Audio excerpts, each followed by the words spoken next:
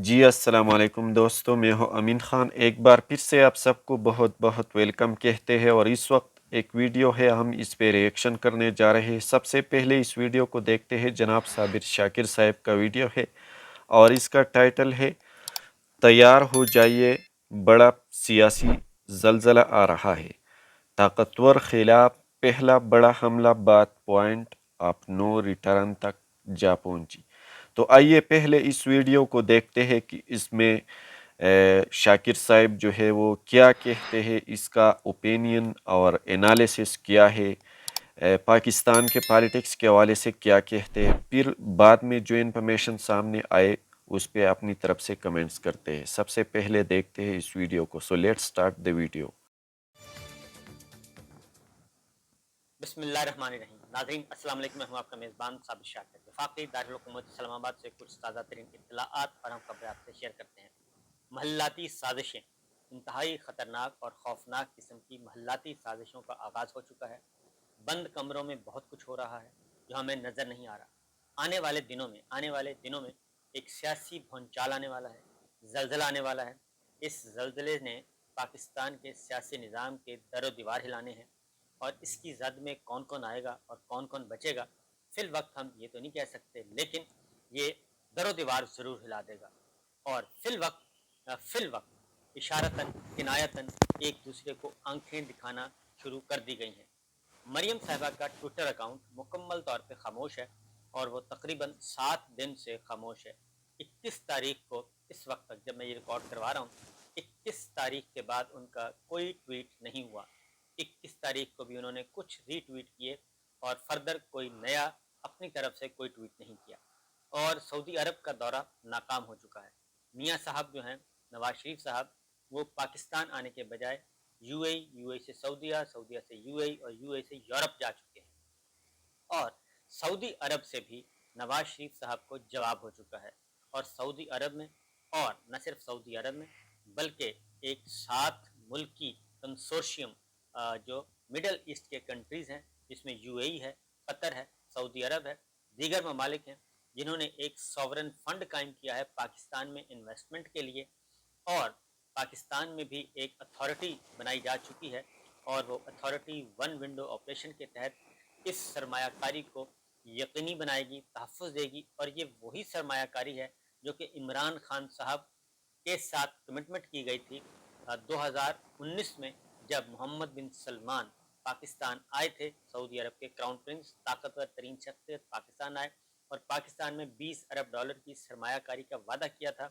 लेकिन वो सरमायाकारी जो है वो आगे मैच्योर नहीं हो सकी। उसकी वजह ब्यूरोक्रेटिक हर्डल्स थी।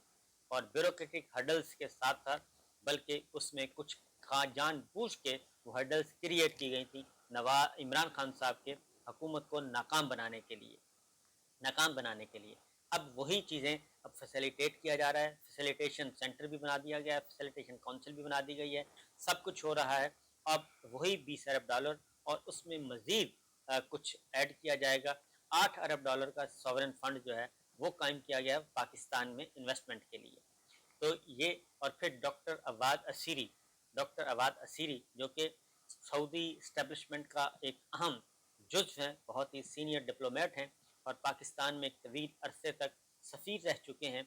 उनका एक आर्टिकल है, उस आर्टिकल में, और सऊदी डॉक्टर अवाद असीरी के बारे में, अली अवाद असीरी के बारे में बता दूं कि परवेज़ मुशर्रफ साहब के ज़माने में जो NRO 1 हुआ और उससे पहले जो डील हुई थी नवाज शरीफ साहब की सरूर पैलेस जेल से, सरूर पैलेस जद्दा में क़याम की 10 साल की जो डील हुई थी, उसके भी वो अहम विटनेस और अहम मुतहर्रिक रुकन थे उस वक्त। लिहाजा वो पाकिस्तान की सियासत को समझते हैं।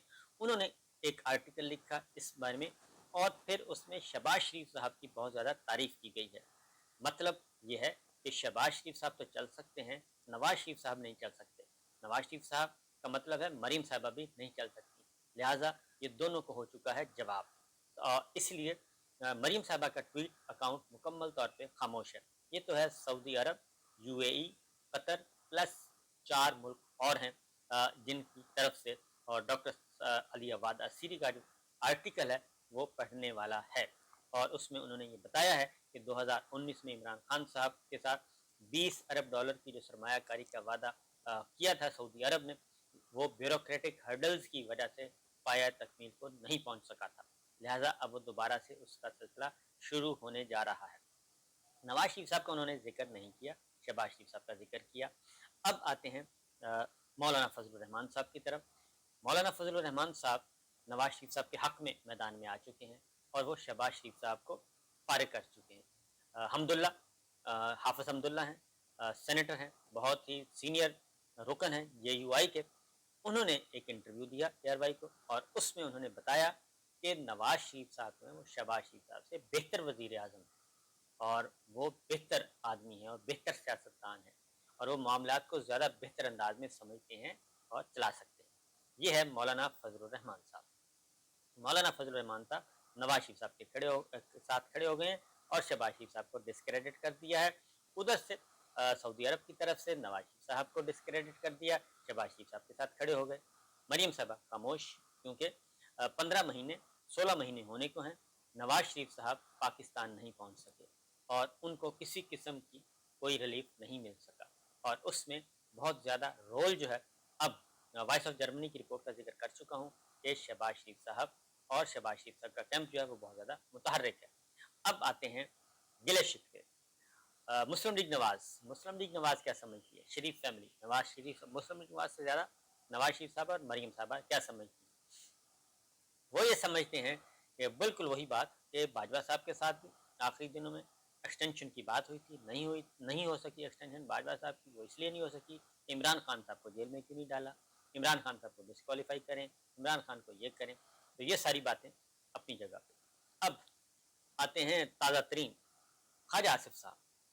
ख्वाजा आसिफ साहब जो हैं वो मैदान में आए हैं और उन्होंने 2-3 बातें इंकशाफ कर दी हैं।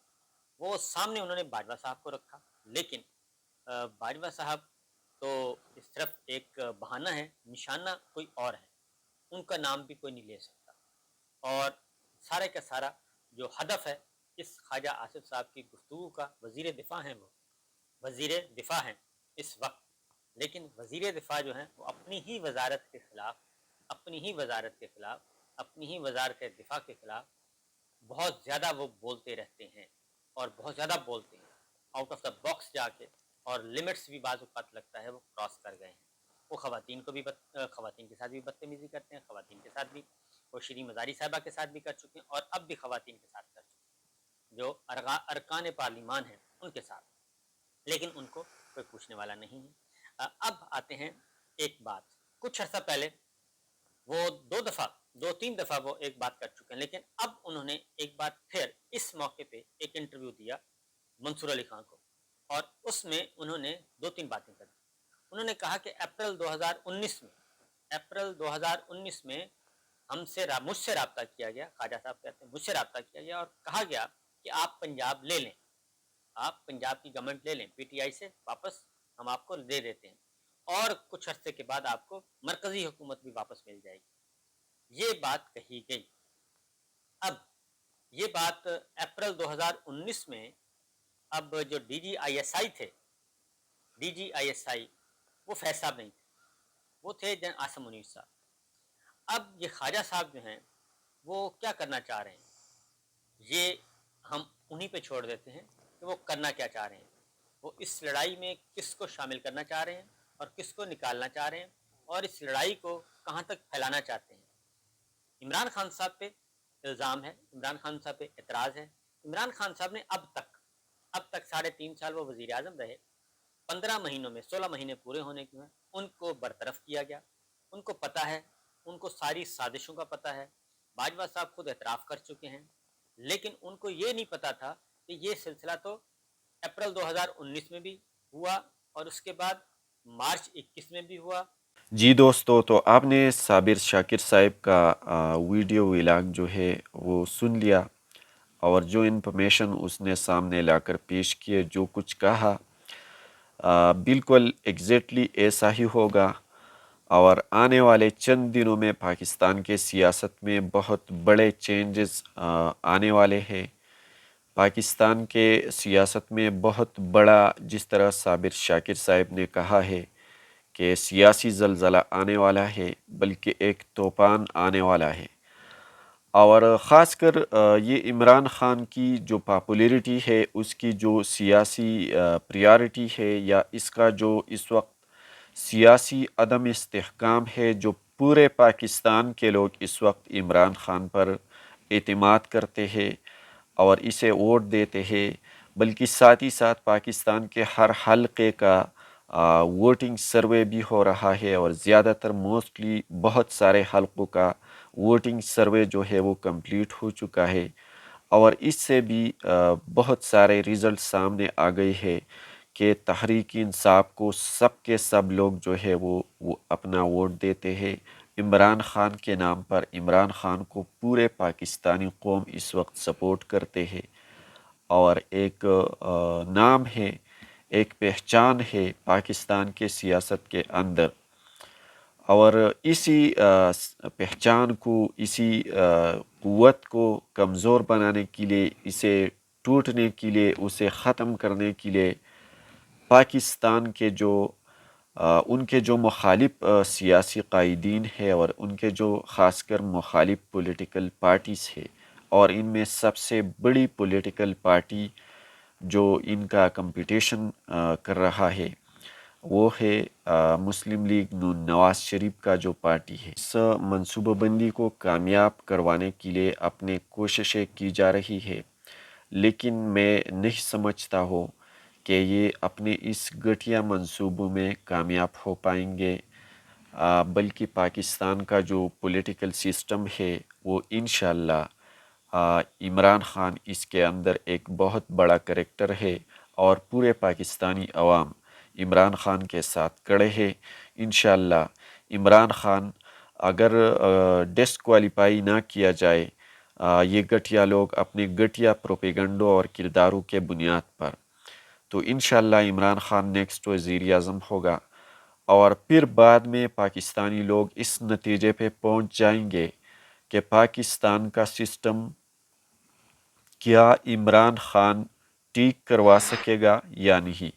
تو مزید آنے والے چند لمحات کے اپڈیٹس کی طرف انتظار کر رہے ہیں کہ آنے والے چند گھنٹوں میں، چند لمحات میں کیا ہونے جا رہا ہے، اور اس حوالے سے جو لیٹسٹ انفارمیشن جب بھی سامنے آ سکے وہ ہم آپ تک پہنچائیں گے۔ اسی لیے چینل کو سبسکرائب کریں اور اس ویڈیو کو بھی زیادہ سے زیادہ لائک کریں۔ Thank you very much.